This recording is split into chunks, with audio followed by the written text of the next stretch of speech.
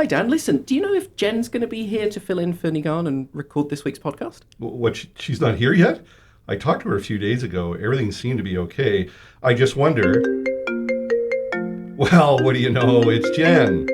Hey, Jen, what's up? You're on speakerphone with Adam. You still coming down to the CJNU studio? Yeah, listen, about that. I talked to my agent this morning, and she says you guys hadn't signed and returned my performance rider. Agent? Rider? Sorry, what? Hey, listen, I'm not sure either one of us has seen that yet, Jen. You need the rider signed before you can appear in the podcast? It's really just standard stuff. Ensures I get a car service to get to the studio, a separate green room for me to chill out in before we start recording, that it's stocked with certain things. Green room, eh? I don't know if that's going to be possible, but maybe we can rig something up. What do you need us to stock for you? It's nothing too big. I need chilled bottles of ginger beer, some fresh limes, a bottle of that Manitoba Mule-infused vodka. You know, it's like 9:30 a.m., right? Then I need some green bananas, love unripe fruit. And remember how Van Halen wanted M&Ms in their dressing room, but wanted all the brown ones taken out? I don't remember this because I was a baby, but I want that. Uh-huh. Listen, that's all going to be pretty hard for us to arrange on short notice, but we'll see what we can do. One more thing. For this week, the podcast should be referred to as Jen Zoratti Presents Nigan and the Lone Ranger. Listen, gotta go. Sign the rider, email it back, and I'll be down to the studio as soon as possible.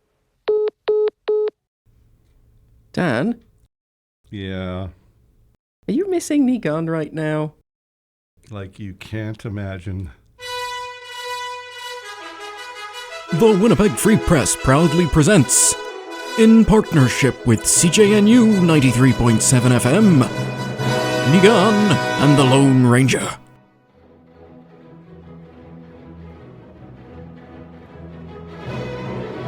Here are your hosts, Jen Zoratti and Dan the Lone Ranger Lett.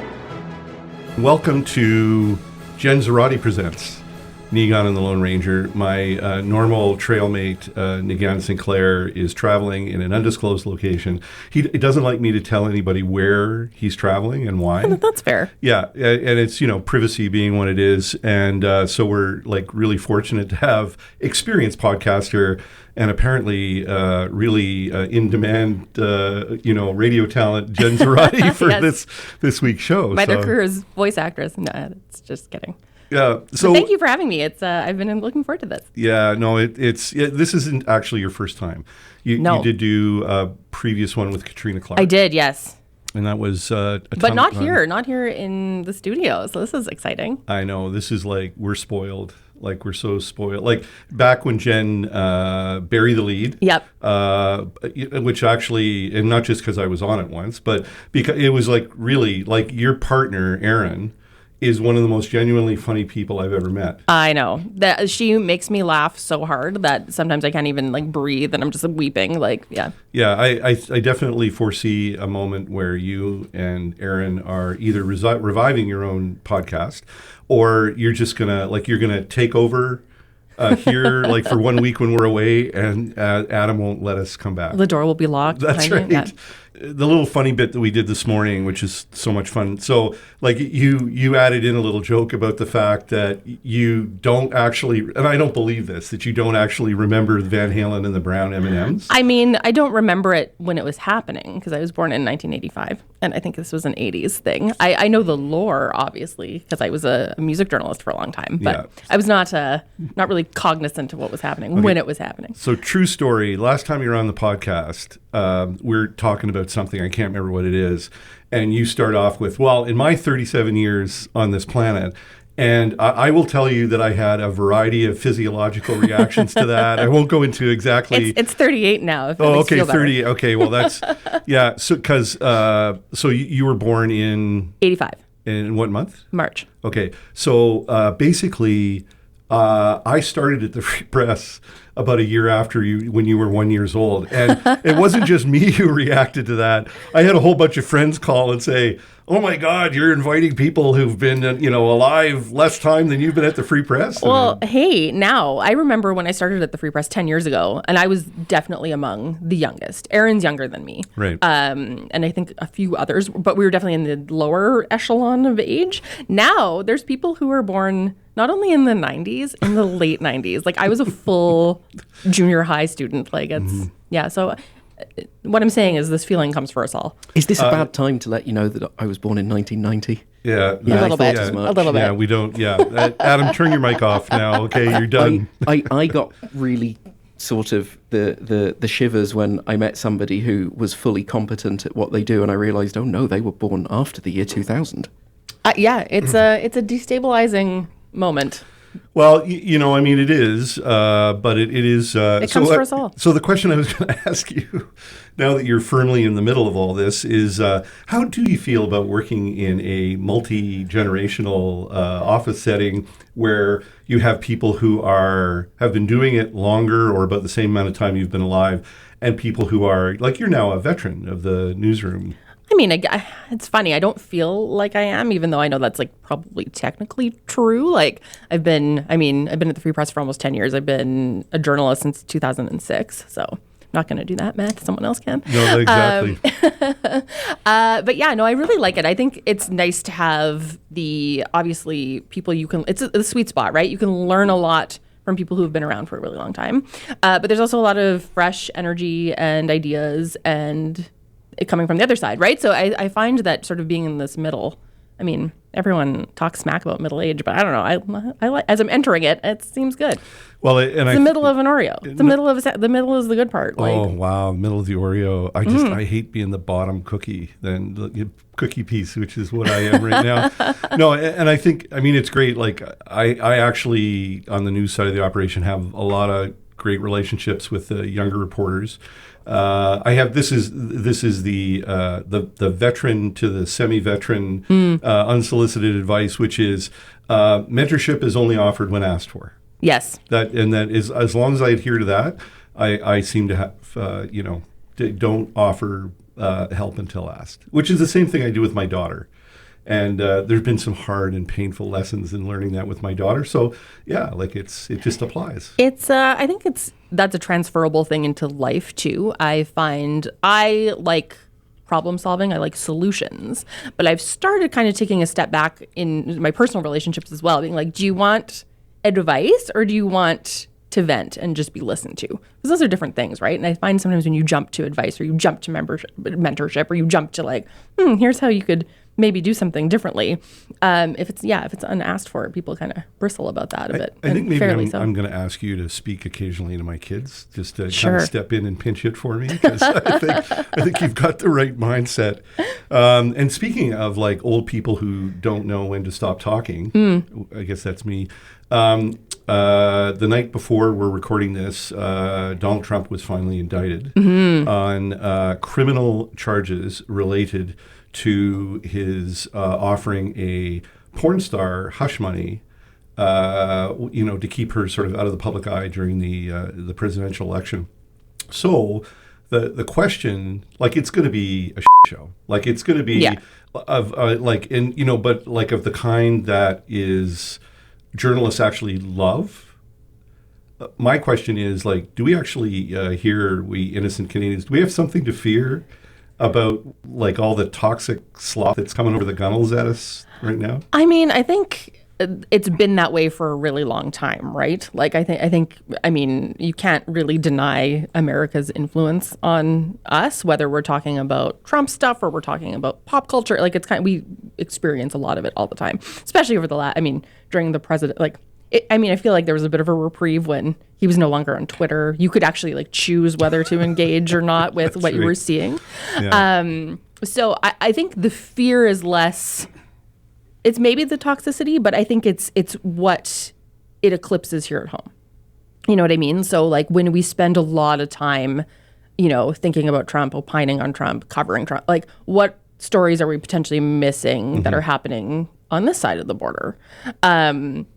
But also, I think the toxicity is real, and I think that is something that, we've had a little bit of a reprieve from, and so it kind of feels like, oh God, what are we heading back into? I think what I've noticed is, and it's a global phenomena. I mean, the rise of ultra right wing political personalities in France, in Italy. Even some of the problems in the UK, the United States is its own colossal I had another word I was going to say there, and I realized I already said once. I'm not going to push the edge of the envelope. Well, now you've said it twice. Oh yeah, no, I said it twice. But it's this idea that, and I think you and I both see it in the correspondence and the interaction that we have with readers, is that people are not afraid to say all the stuff that they were previously kind of afraid of saying because they knew it was really ugly, and now they feel entitled to their ugliness in a way that I'm having trouble resolving. Yeah, and it's interesting. I'm always fascinated, and people who have read my columns or my newsletter know this. I'm really fascinated by language, and particularly the language you've picked up during the pandemic. So there's a whole pandemic lexicon that we have that we didn't use before. I think the same thing is true with Trump. So when you have reader interactions and suddenly you start seeing phrases and words that suddenly they have language around some of their feelings. And I also think there's really nowhere for a lot of this anger to go. So we are easy punching bags, right? It's just, and I think people, when they send an email, they're like, yeah, whatever. It's not going to be read. I respond to them all. I don't know what your policy is on that. Even the ones that are abusive. Oh, yeah. I have a go. And sometimes it's shockingly rewarding because it's like, oh, okay, wasn't expecting a person to respond to this. Other times it's obviously not worth your time. No. My favorite are the shared email addresses. So like an older couple will share an email address, and sometimes, you get the wife usually responding, being like, "Oh my God, I'm sorry." Like, but I think there are sort of where there's this lots of anger and lots of mistrust, and then it's sort of the powder keg phenomenon where it's like, oh, now you have this person who is empowering this, feeding into it, validating this worldview that I have. Yeah, it's The thing I really notice the most is, and you can sort of, you see this in the way Republicans are reacting to the Trump indictment. So, Trump is indicted through a grand jury process, which is pretty, I wouldn't say it's objective, but it is pretty distanced from the influence of institutions and politics. It's like, citizens hearing evidence and deciding whether or not the case goes to trial. But, like even Trump's opponents for the 2024 presidential nomination are talking about the weaponization of the justice system and about, politically motivated decisions in the justice system. And this, like, you can kind of boil, I think, that approach down to I can say whatever I want, and if you attack me for saying it, well, that makes you a bad person. So I wrote a piece this week about Eric and Mark Stahl and James Reimer, NHL hockey players, Canadians, who refused to wear Pride jerseys citing religious beliefs. And, basically I wanted to get a history of the Pride movement and really like how they confuse wearing Pride as endorsing a lifestyle when really you're wearing the Pride jerseys to protect gay and lesbian athletes from abuse and mistreatment and ensuring that they have a place in your sport. And I got an email from a reader who was like, well, why do you hate Christians so much? And I was like, no, that's your take home, huh? Yeah. And it's like, no, like I'm sorry, like if you think that this is an expression of Christian sensibilities, I think you've perverted the idea of what Christianity is. And secondly, no, like if you do something bad, people are going to call you on it. And that doesn't mean we hate you. It does mean we'd like you to put the jersey on, so. Yeah, and it's also like the sowing the seeds phenomenon too. Like as soon as you have, and I think this is what we saw a lot during Trump's presidency, like you start just suggesting that the media might be, that they're the failing media or the failing press. Media. Yeah, so you start doing that. Then you maybe suggest that democracy doesn't work and that elections are rigged. You just start suggesting that. It's very easy to see how people will, if you repeatedly hear something that enforces your own worldview, what do you think is going to happen? Like, it's actually, like, it's scary, right? So speaking of language, lexicon, the cultural phenomena of toxicity, you and I have written about, and we're still trying to figure out what the hell is going on with ChatGPT. Yeah, we had a mind meld that week. Wrote about it on the exact same day in two different forums. So I'm assuming most readers know that all the biggest technology companies in the world are rushing out their new AI-inspired chatbots, to which they claim will revolutionize search engines and actually, working life for people, because it's going to replace a whole bunch of things that people can do. So far, the only thing I know it can do, deliberately and like really, really well, inadvertently, is stand-up comedy. But so we were talking about this off air, but where do you really think this is? Are we just going through a period where they're refining it and debugging it, and it's going to be something else down the line, or is this actually an indication of what it's going to be? I mean, I think I would hope so. I think there's a lot of things that it doesn't do very well. As I wrote in my column, it learns from watching us, right? So I think why people feel uncomfortable is that it's holding up a bit of an uncomfortable mirror to how we interact with each other online. That's where it's learning how to chat with you like a person, right? Yeah. And I was finding, and that's why I riffed on that Spike Jonze IKEA commercial with the lamp, where it's like, oh, you feel sad for this lamp, but you're crazy. This lamp has no feelings. Yep. Yeah, the chatbot has no feelings either, but it can convince you that it does. So you think of its interaction with the New York Times tech columnist, where he was talking about I actually had like a really nice Valentine's Day dinner with my wife, and the well actually reply where it's like, actually you had a boring Valentine. Like you can totally hear, like it's like a bad marriage. Yeah, and so you sort of I was charmed by it. I felt sorry for it sometimes. So it brought up a really interesting thing where it's like, oh, this is actually still an inanimate object that is not sentient. Even though people, I think, like to say that it is, but it's not. It's still technology created by human beings. Yeah. And there's also so many things that it doesn't really do perfectly. Yeah. So, you kind of think about art, and I've written about this too with AI. So sort of when all my socials were awash with people doing profile pictures of themselves with various, I mean, that's tale as old as internet. People want to see themselves as Disney characters. They want to see themselves as forest nymph, like whatever you want, right? I guess. But it's not, there's still something really uncanny valley about the art that AI produces. And an example that I want listeners to seek out is its riff on the stock photo trope, women laughing alone with salad, which we all know and hate. That is such a, every diet magazine, our article that you've ever read is accompanied by this image. You know what this looks like.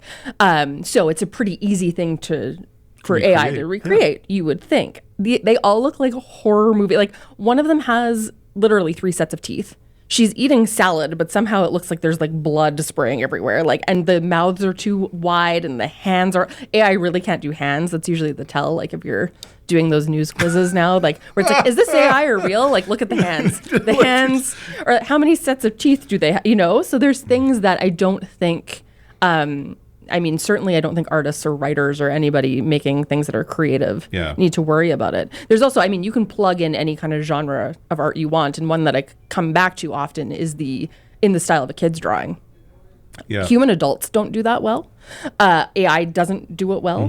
Mm-hmm. And, I have a avatar that I often use on my socials of a portrait that my niece drew of me with my top knot, and my eyes are just vacant circles because she drew a 5-year-old. It's actually kind of see in your dreams. But that is a level of charm that could only come from her because she knows me and she's an actual kid, right? So I think sort of this panic about being replaced is a bit misplaced just because it's still, and also, and I've brought this up before too, the funniest AI scripts are written by humans satirizing AI scripts. No, right?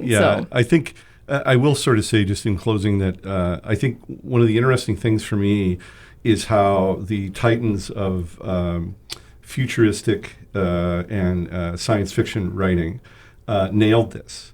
And, because it's Orwell, Aldous Huxley, all the greats all wrote about a dominant artificial intelligence technology run amok. Yeah. That, so I mean, like now all these bots are reading all the discourse about how we're likening it and then regurgitating the same kind of language, right? I'm sort of really hoping that nobody shows Sydney 2001 Space Odyssey, because if they already have. No, I know it's horrible. I'm sorry, Dave. You know, but yeah. I'm afraid I can't do that. Yeah. Oh, there we go. Okay, so I just got goosebumps from that.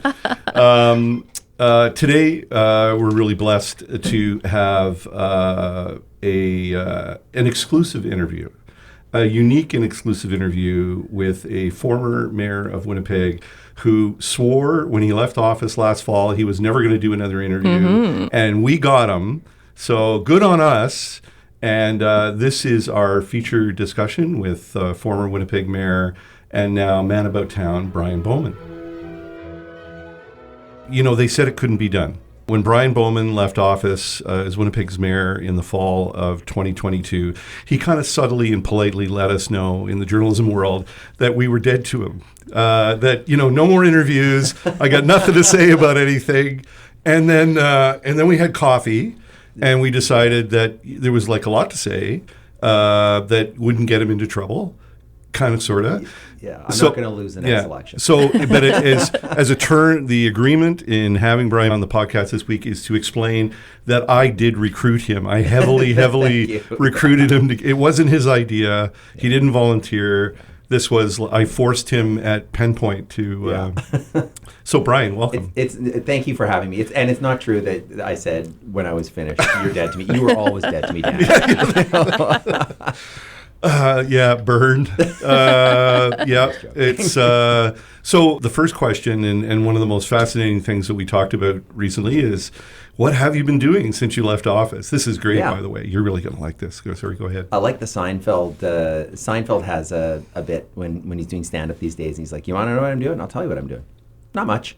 And you know what I promised? I promised my wife, actually on election night in 2018, that, we knew then that, 2 terms was ideal. And, we knew that would be the last kind of hurrah. And so she made me promise that I would take some time off just to decompress. I've never had time like this before. When I came out of law school, I went right into, articling and then practice of law, which is kind of the hamster wheel of production every month as a practicing lawyer, and then had this wild idea to put my name on a ballot. And so it's been really nice decompression time. And I was advised by a number of former politicians who had left office that you don't realize the adrenaline that you're operating under, and certainly after a wave, navigating a global pandemic and all of the other challenges with the job. It's been nice. I've been coaching both of my sons' hockey teams. They both, unfortunately, are done now, as is everyone else, I think. Mm-hmm. And it's just been nice. I've been really smelling the roses and just getting ready to gear up for my next professional chapter. I think this is something that a lot of people go through, and I'm wondering if this is something you experienced as well.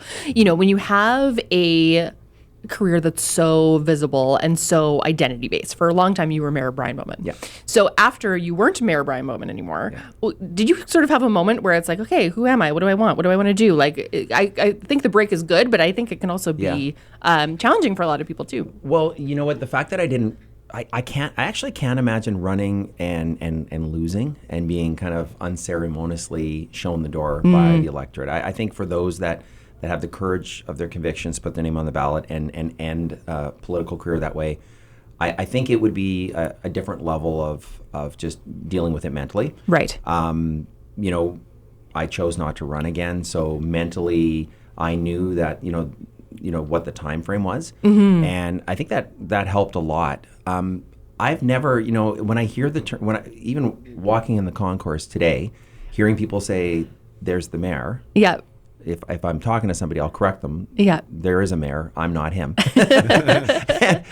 And our new mayor, we want him to do well. But I still, even when I was serving as mayor, would look over my shoulder for Sam Cates or Susan Thompson. Like I've always been Brian in my mind. Yeah. Serving in the role. So it's been a great transition. It's been really nice. It's been really nice just to have time to reconnect better with friends that I haven't had the the luxury of time to really just spend time with. So that's been really nice and something I'm really looking forward to.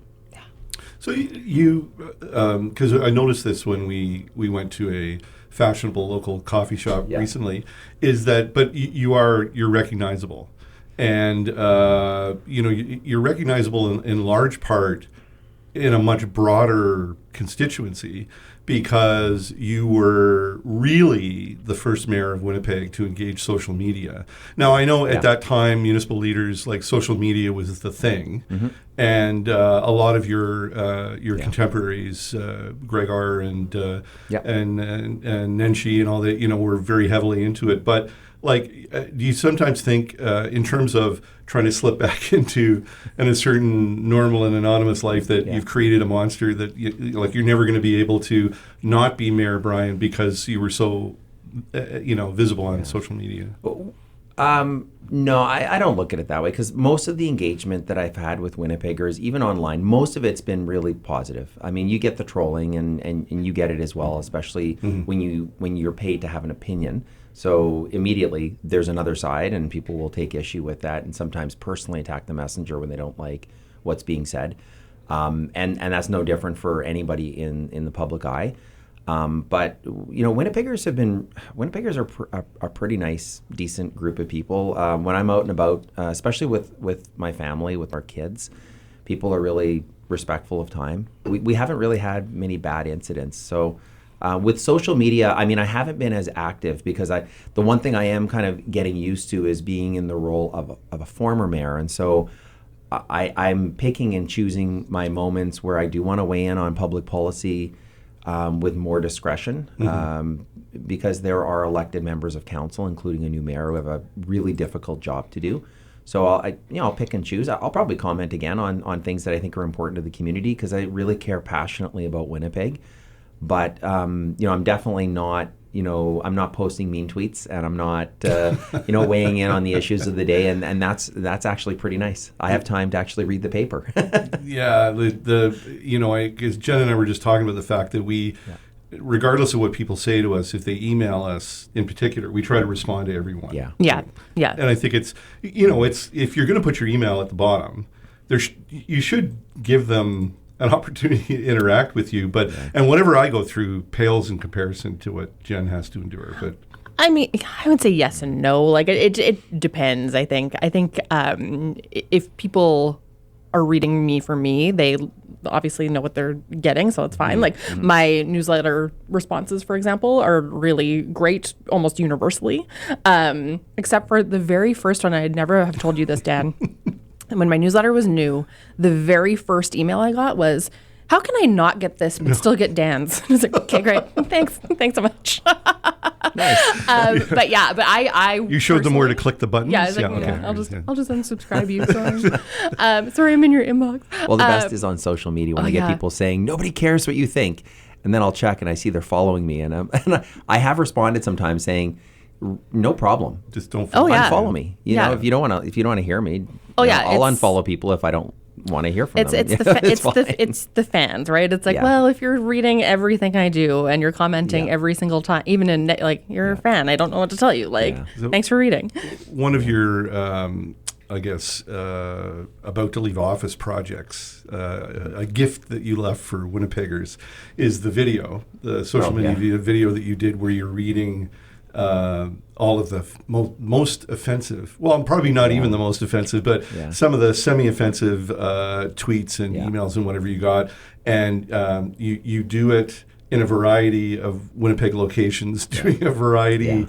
And honestly, it's not a spoiler, but if you haven't seen Brian in his fishing hat, you're missing a moment of pure comedy genius. But was that I thought it was great. And I mean, thank you for the content, by the way. Yeah, that's right. But what was behind the decision to do that? Because I'm sure there are some people who think, oh, well, he's being a real. Yeah, we did mean tweets a few times, and it's just a lighthearted way to have a little bit of fun with some of the nonsense that's in public life. The tone of politics has changed since I was first elected. When I got in, a small percentage of the time, our communications efforts were focused on establishing baseline facts for legitimate public policy debate. And over the course of the 8 years, we've seen globally in the Western democracies a shift to just arguing about what reality is. And it's, and so this was just a lighthearted way to kind of poke fun of some of the posts that were in that vein and others that were just downright mean. And, it was just fun. Yeah, Tracy doesn't let me leave the house typically in my fly fishing vest. and I have a Tilly hat that's apparently less stylish. So I wore the Blue Bomber one, which I thought was better, but apparently it wasn't.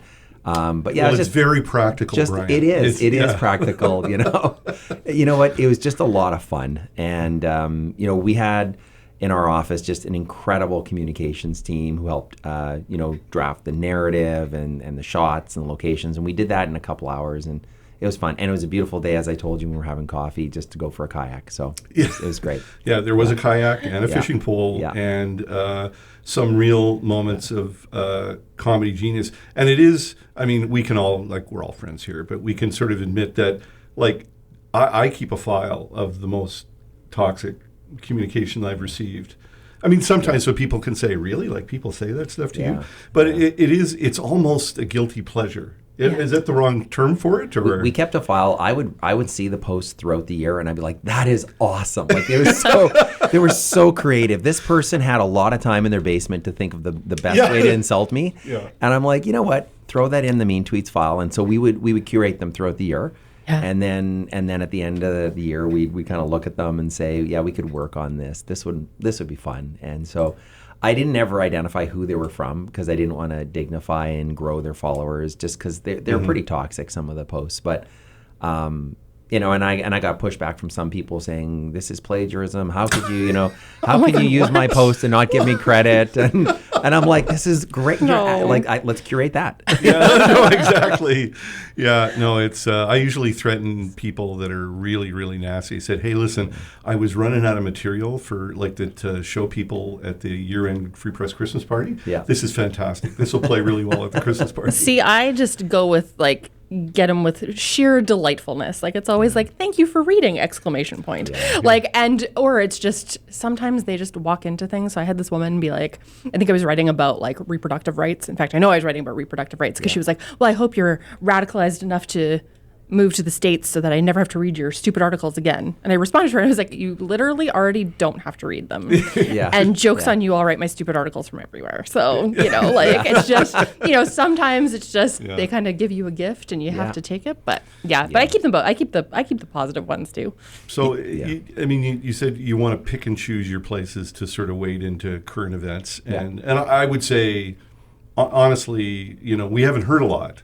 From you, which is, new mayor, some new councillors that are all trying to get it. You did eventually issue a statement because of all the requests for comment on the city recently decided to accept up to a $21.5 million settlement on the civil suit, I guess, Caspian, the general contractor for the Winnipeg Police Service headquarters, and others. Named, and it's a pretty big moment in the evolution of the story, and I thought you came out with an angle, a very proactive angle that I was a little surprised about. I'm glad you said it, but just what prompted you to make that point? Yeah, if you were in any of the scrums where the police headquarters came up, and I think you were in a few, there were very few files that I felt as personally vested in as cleaning up the mess in the police headquarters scandal and some of the related issues at City Hall that we inherited. And much of the two terms for me I viewed as cleanup. The running joke at home was a Mr. Cleanup. That's the job. It's not glamorous. You're pushing back against some very powerful vested interests in the city, and at some expense in terms of just political capital. And so the police headquarters, I signed off on the legal actions because, once we realized that Manitoba Prosecution Services took the decision they took and there weren't criminal charges that were laid. And so facing little prospect from then Premier Brian Pallister of calling a public inquiry, which City Hall had called for. That was kind of the last recourse, was initiating those actions. And so, I responded to some, one media query in particular that led to some other queries, including from Joyanne from Free Press.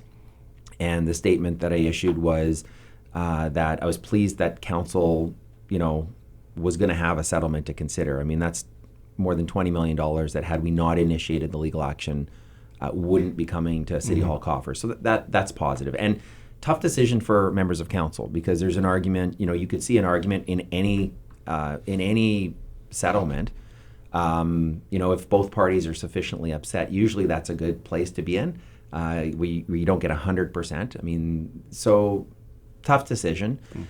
But my hope continues to be that a public inquiry is eventually called. The motion that I brought forward to council was broader than just the police headquarters, because I can't look people in the eye to this day and say we did everything we could to mitigate something like this repeating itself. May not happen this year, might not happen next year, but unless we can look people in the eye and say, you know what, we've done everything we can, then there's more work to do. And we introduced a lot of openness, transparency, accountability measures, including creating an integrity commissioner and things like that. But I know there's more work that needs to be done, and a public inquiry would go a long way to really airing out what was the framework that led to something like this happening at City Hall.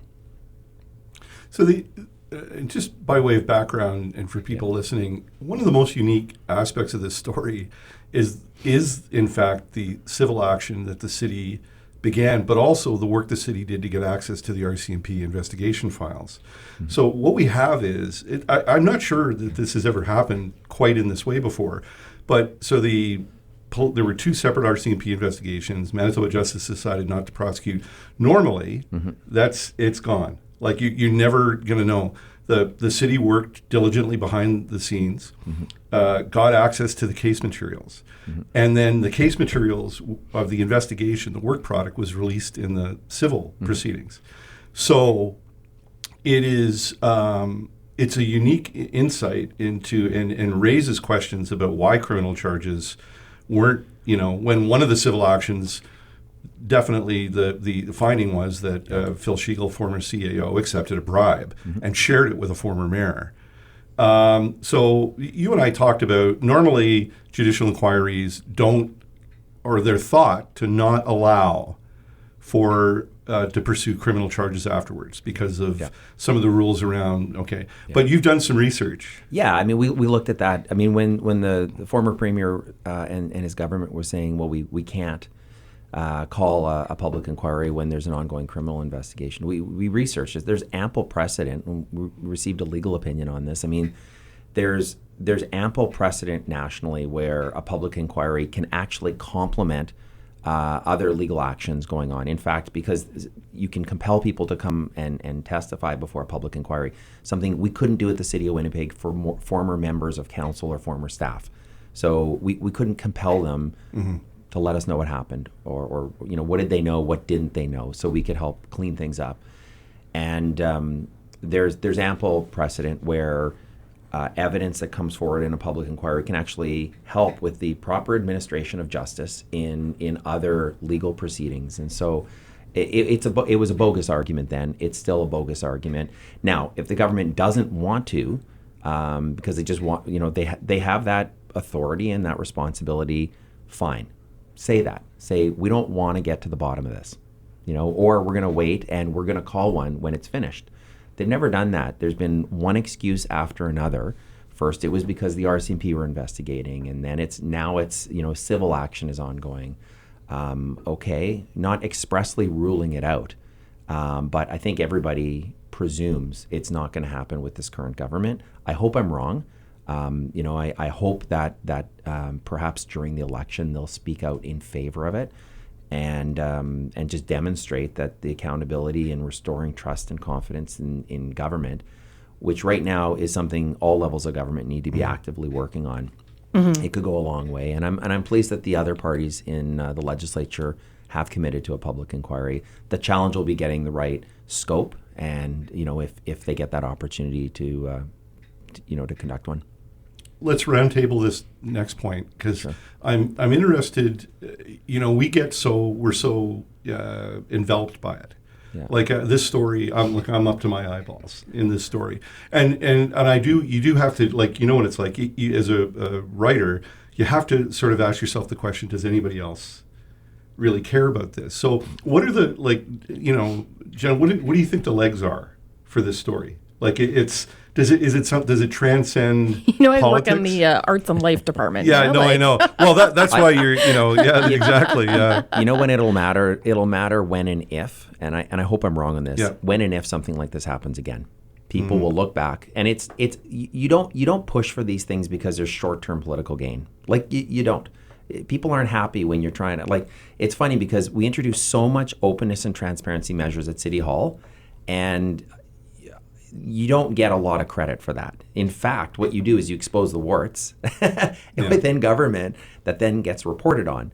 That doesn't mean it's not the right thing to do. That's a long-term investment in people's confidence in democracy, at the municipal level. And so I think it's more, I look at these things in terms of the years and decades to come. Did we take the steps to mitigate something like this happening again? So there isn't a short-term, I don't think there's a short-term win. There's short-term costs in terms of legal, we saw at City Hall. I mean, there's costs to pursuing it. But there's also that intangible. People need to know that their elected officials have their back. And they need to know that they're there to support them and not, other folks that might be important to their political efforts. So. And so I think that's maybe the legs, right? Like, where we were talking before you came on about just sort of the, seeds of mistrust that have been, we encounter that with media. There are a lot of people who really think that we, have agendas and we're coming, so like, I understand that piece of it too, where it's like, if this suddenly becomes a mayor's whole agenda, then people are like, well, why are you so obsessed with this? Why is it blah, blah, blah? Like, it's that whole thing, right? We run into that too. So I think the transparency piece is always, I think, interesting because it's, I think, something that we also strive to do. And it's fascinating to me how sometimes that word is like, well, transparency is bad. But it's like, it's table stakes. Yeah, exactly. Like, you have to, and also too, I think, this was sort of my question, kind of piggybacking on a question I asked you earlier. Sure. But just because things are so long game with stuff like that, like, and you can't really ever, I'm expecting as mayor, you can correct me if I'm wrong, you can't really cross a ton off the big to-do list, right? Because it's kind of like, oh, you got to pass this on to someone coming in for you, right? So to let that go to be handled by the next government, like, how did that feel for you personally? Well, and that, you hit the nail on the head. I mean, that was a concern of mine. The only file that I actually spoke out during the last municipal campaign was on this issue. And I just said, anybody who's elected really should commit to seeing this through. Seeing it through is, what does that mean? Obviously people could debate that, but I wanted to push the candidates to take a firm position because I know from my time in office there was considerable pressure being placed on me and members of council to just make this end and make it go away. Right. And that's something that really concerned me, that folks were circling and putting that pressure through members of council and others at City Hall. And so, that's during the election campaign, that's one of the things that I thought, okay, I don't want to, this election is for other candidates to run on, but as the outgoing mayor who did kick off the legal actions, I did want to make that something that they were commenting on. And we got commitments during the campaign from now Mayor Scott Gillingham, candidate Rana McCary also committed to it. I think there may have been one other, but other leading candidates didn't commit to it, which was quite telling. And I think that is a great answer to the why should we care question, right? Which I think we're always trying to answer in journalism. I find that if I care about something or if I'm curious about something or wondering about something, I can't be the only one. Like, that's just not how things work, right? Like, someone else also cares and is wondering about this and has questions about this. And so for us, Dan and I, as journalists who have access to be able to ask questions and talk about these things, it's important for us. If we have sort of an idea, it's like, I think people should care about this, then, so I think it's probably the same for you, where it's like, people need to care about this, and this is why. Yeah. Yeah, the state of democracy is something I've increasingly grown concerned about. I mean, you see it being played out today in the United States, but also, here domestically as well. And so, when you hear attacks on certain segments of the legal profession from politicians, that raises eyebrows. I'm a member in good standing in the Law Society, deeply troubled by some of the comments made recently at the legislature about the value of criminal defense work. It's an incredibly important part of our justice system. We saw, I could give a whole host of examples, as I'm sure we all could, where the foundations of democracy are under attack. And so I think everybody should look at, what role do I have to play, whether you're a journalist, a politician, or a voter. What role do I have to play to help strengthen our democracy? Because, if you're not going on offense to protect democracy right now, the best defense is a good offense. People have a role to play because it's being eroded right now. Are there, to sort of piggyback on the piggyback question, so are there other issues that you sort of look back on now and wish there had been more resolution or certainty on the end? Please say Portage and Main. And sorry, did I say that out loud? No, you can't. Well, let's just talk about that. Let's get the trolls out. Okay. Let's go. That, you know what? I don't even know where to start with that file. You know what? It's, I wish we could have opened it. I didn't have the support of council. Yeah. I mean, I just didn't. And going into the 2018 campaign, there were two members of council, Councillor Lukes and Barati, who brought forward the plebiscite idea. And it was going to pass overwhelmingly by council. I knew that. So there was, for me, had it not passed, members of council were lining up to come out in their re-election efforts in the suburbs, primarily, to say, if I'm re-elected, I will never open it. And so my conversations with them were, if I support the plebiscite and we have the plebiscite, you don't have to lock yourself in forever, because we don't know. We didn't have, part of the challenge is we didn't have the numbers, the cost benefit of to have a really informed decision in the first term, let alone for the plebiscite. The criticisms that we were making a decision without having all the figures about the cost benefit of refab and all that. I think they were justified arguments. I agreed with them. But for me, I was thinking, okay, long-term wise, I know there's going to be a whole host of councillors reelected, some of whom are going to be there for a very long time. And if I could just soften their positions, and the plebiscite wasn't my idea, not a huge fan of plebiscites, but I was like, if this will give them an off-ramp to not harden their position so that in the long term, as those numbers come out, it won't happen under my watch. I won't get, because I do think it will open at some point. But it, for me, it was that long-term calculation, and I knew that there'd be a political cost to even, not opposing it. I'd be the only one, probably on council.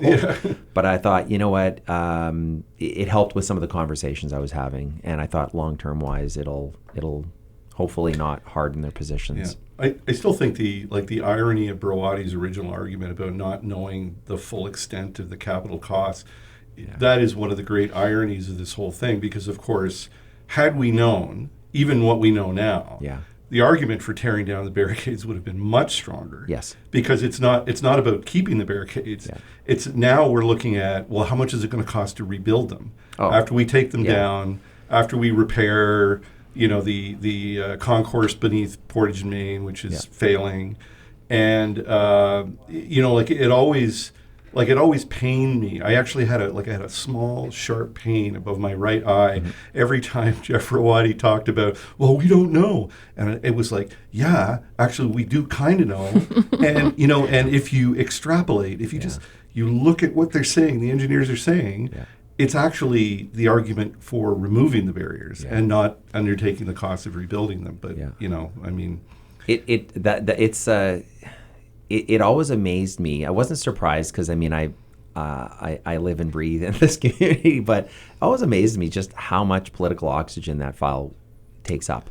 And I understand why. It's important. It's a symbol. It's a kind of downtown. Portage and Main is kind of that, that heart, the heart of our city. But it will open at some point, and I think people will look back at it and say, I can't believe this consumes so much oxygen. You're just walking across the street. It's...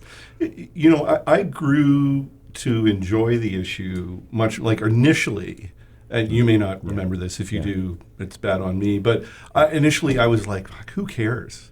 Right? Like there are so many ways we could be improving downtown that don't involve any consideration of Portage and Main. Like, why aren't we, doing that? And then my epiphany came at the hands of Naheed Nenshi. So back in the day, he had come to town. He tried to cross the road over the barriers and almost got hit by a car. Friendly Manitobans honking their horn at him or whatever. But he was fascinated by the barriers, their brutalist design, and the image that it created. And I remember this this moment of epiphany for me. So I'm doing this live web interview with him, and I get through to the end of the interview, and I said, well, so we've got a few minutes left. Is there anything else you want to talk about? And he goes, yeah, why haven't you asked me about Portage and Main? And I said, well, okay, so what do you think of Portage and Main? He said, well, I almost got killed at Portage and Main. And then went on to sort of say, it's not an infrastructure argument.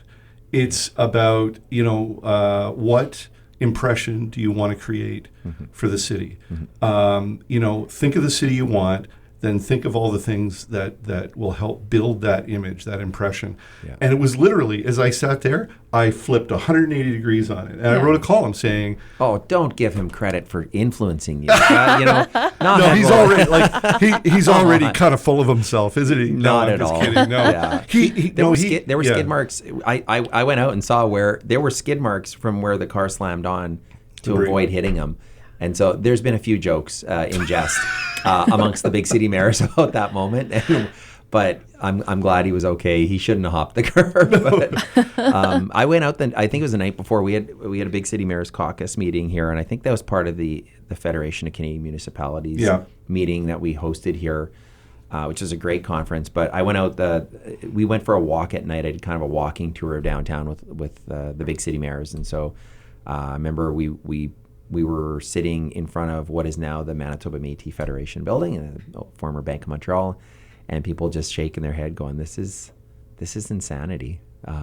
It's not the busiest. It's not even the busiest intersection in Winnipeg. No, it's not. We have other. There's so many reasons, but it's a challenge because majority of Winnipeggers don't want it open, and the question is why. And what's the leadership role that members of council have to make rational, reasoned arguments, or just benefit politically from it? I think there at some point you have to speak out as when you're informed. As members of council are all informed about some of the facts relating to the intersection, and so hopefully as facts get out in the public will shift and give members of council the support they need to move forward with that. But it's not the most important file in our community by no means. But yeah, it'd be nice if it were open. Yeah. I'll be happy. I was happy when the old police headquarters came down, that was another one where when that came down, I was really proud of that. And, that was, related to the file we talked about earlier, it was just a nice symbol of renewal in our downtown. And so I'm looking forward to seeing the development there. Yeah, I think there's lots of examples too where there have been major projects, and I'm thinking of the Floodway for one, and Canada Life Center for the other, where it's that had so much resistance and opposition and oh my god, and then now people are like, oh my god, what would we ever do without these things? I think there would be a similar sensation eventually for the opening of Portage and Main as well. Exactly, it's just it's, especially if you travel enough and go to other cities to see how, transportation works. Like, it's just like, oh, there's so many things we could be implementing here. Yeah. But yeah, Portage and Main, like for me, because I work in the arts and life department, interview a lot of touring acts and people who have come here, and everybody stays at the Fairmont. And so trying to get from where they need to go back to their hotel, it's like, well, good luck. Late at night? No. Yeah. It's. I think I will continue. I wrote one of the funnest. Is that a word, funnest? Okay, sure. One of the most fun pieces I ever wrote about Portage and Main, though, was I did a big feature where I had all these images of cities in Asia and Europe and even in the United States where they were presented with exactly the same problem, which was a large dysfunctional intersection in a major center, and all of the design, like all of the ways that they helped pedestrians and automobiles, exist. And I mean, like some of them are just let it go, like Tokyo, right? Like the six direction intersection, right? Yeah. Which they recreated at Yonge and Dundas in Toronto to a much smaller extent. And you know what? Like the whole experience of crossing that intersection, it's kind of like a game. Yeah. Like looking for the signals. But no, I'm going to continue to lobby for the observation deck over top of Portage and Main. And I had about 6 examples of cities that had built public spaces on top of an intersection. Yeah. And, it would no doubt be hideously expensive. And, the one thing, and I am really, this is a call out to Jeff Brawati and all the good work that he does in his writing, which is that the $500 million that he wants for the Chief Pegwitz Trail extension is exactly the same amount of money we need to build my observation deck over Portage and Main. So I'm thinking we won't let's not tear down the barricades, Jeff. You'll get exactly what you want, but I want that money to build the deck. When I was first elected, the commitment that I made was that we were going to negotiate with the property owners. Because keep in mind, there were legal agreements with property owners. So my campaign promise wasn't day one, it's open. It was actually, I'm going to negotiate with them so we even have the opportunity to have a debate and the option. And we did that. But that took the greater part of the first term to have the discussions with many of the property owners, and eventually they all came on board and saw, okay, this actually can give a lift to the community and to the area, and many have made, there have been massive investments in, the Richardson Concourse, you look at 201 Portage Avenue, massive investments by the Hill family, out of Regina. You look at 300 Main. I mean, it just. The whole area is getting a lift right now, and then of course with the MMF's investments coming in there, it's pretty exciting.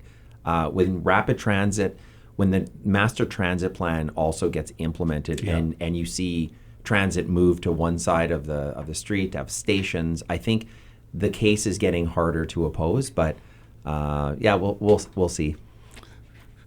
Sorry, I'm interrupting for a moment as Brian says hello to an old City Hall chum as we're sitting in the. Why is he running away from me? Yeah, no, that's right.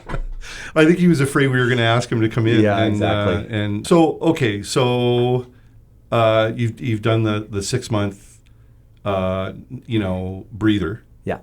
Take a beat. Yeah. I don't know. You didn't say it directly, but I think there was an intimation that after having you at home for 6 months, Tracy was thrilled, and now is kind of like, okay, you're too young to retire. What are you going to do? Yeah, I'm not so retiring. Is there, without revealing any specific opportunity, is there some area of occupation, some broad occupation that you're going to pursue? I'm trying to start rumors that I'm going to be playing for the Bombers, but you don't seem to want to print that, despite my repeated efforts to try to plant that rumor. I've heard a lot of rumors, but. Yeah. No, you know what? I mean, I'm going to, whether or not I do it professionally or just on the personal front, I'll continue to look for ways to support Winnipeg and to support community development. I mean, I care passionately about Winnipeg, so I'm going to continue to look for ways to help. The Million Tree Challenge and just increasing our tree canopy is just a personal, thing for me. I want to continue to support. But my default is the law. I'm a lawyer by trade. what I love about the law is facts matter, a little more than politics some days. And so, right now I'm weighing some options that I'll make a decision at some point in the future. But not something I can really weigh in on too heavily today because it's a topic for another day. But not politics. Well, I am planning to run provincially, but is this mic still on? That's right. No, I'm joking. Don't worry, I can use that. Oh, Don't yeah, worry, I'm sure. I've got Watch it. the facts change. I think the question everyone wants to know the answer to is, which province? Yeah, that's right. Is it Yeah. even within Canada? It's funny, too, because despite how many times I'll say to some people, I don't have political aspirations to continue. I think serving as mayor is just a tremendous honor. I feel really grateful to have had the role. Some folks just refuse to believe that once you get the political bug that you wouldn't just keep running or move to a different level, whether it's federal or provincial. I think the highest order of elected office is municipal. It's closest to the people. You can make the best difference. You can be pragmatic. I also jokingly say, and I do say this jokingly because there's good people in all the parties, but I hate them all. I would love, and you mean that in the best possible way. I don't even know. Right? My political roots are with the PC party. Yeah. Provincially, but I'd like them to be more fiscally conservative and table a balanced budget for once, like we did for 8 years running at City Hall. But I like the progressiveness of the NDP, the pragmatism of the Liberals, and what has historically been the fiscal prudence of the Conservatives. And if one of those parties could kind of combine that a little bit, it'd be great. A little more. They've all got tough work for them, and I wish them all well. For me, stay tuned. Right now I'm just kind of weighing the different options and make a decision at some point in the future. Excellent. Hey, thanks for this. I know how incredibly uncomfortable and painful this was for you, and to do it. But no, it's nice. It's nice to see you both. Yeah, I really appreciate you taking the time. I think it's clear people do still kind of care about what you think about these things, even though you may be reluctant to share your thoughts. But people do care, so that's. Well, thanks. Yeah, it's nice to chat about them, and and say hi to Nigan. Will do. Yeah. If he ever comes back, as soon as we get the focus group numbers on Jen, I'm worried that it's just going to become the Jen Zoratti show. But you never know. It's really just a matter of time. Yeah, no, I know for so many reasons. No, but thanks for having me, and thanks for all the work that you're both doing. Public policy matters, and what happens in the news matters, and so, we talked about the trolls. And what I do appreciate about people reaching out, whether it's hostile or not, is that they care about the community. And so for me, I've always take it with a grain of salt. People care about their community, and they're going to have an opinion, and that's better than having no opinion at all. Absolutely.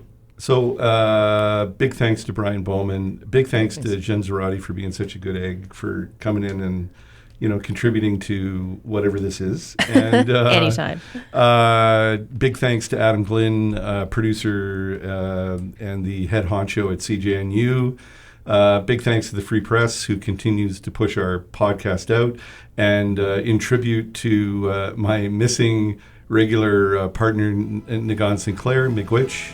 And we will see you again in the near future.